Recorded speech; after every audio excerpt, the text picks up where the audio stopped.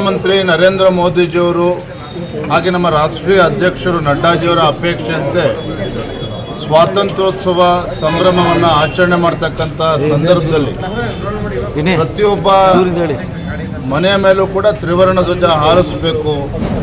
ತ್ರಿವರ್ಣ ಧ್ವಜ ರಾರಾಜಿಸುವ ಮುಖೇನ ಪ್ರತಿಯೊಬ್ಬ ಭಾರತೀಯನಲ್ಲೂ ಕೂಡ ದೇಶದ ಬಗ್ಗೆ ಒಂದು ಸದ್ಭಕ್ತಿ ಶ್ರದ್ಧೆ ಬರಬೇಕು ಅನ್ನೋ ಒಂದು ಸದುದ್ದೇಶ ಇಟ್ಕೊಂಡು ಭಾರತೀಯ ಜನತಾ ಪಾರ್ಟಿ ರಾಜ್ಯದಲ್ಲೂ ಸಹ ರಾಜ್ಯದ ಎಲ್ಲ ಜಿಲ್ಲೆಗಳಲ್ಲಿ ಎಲ್ಲ ವಿಧಾನಸಭಾ ಕ್ಷೇತ್ರಗಳಲ್ಲಿ ಪ್ರತಿ ಗ್ರಾಮದಲ್ಲೂ ಕಾರ್ಯಕರ್ತರ ಮನೆಗೆ ಭೇಟಿಯನ್ನು ಕೊಟ್ಟು ಎಲ್ಲರ ಮನೆ ಮೇಲೆ ತ್ರಿವರ್ಣ ಧ್ವಜ ಹಾರಿಸಬೇಕು ಅಂತೇಳಿ ಹರ್ ಘರ್ ತಿರಂಗ ಈ ಒಂದು ಅಭಿಯಾನ ನಡೀತಾ ಇದೆ.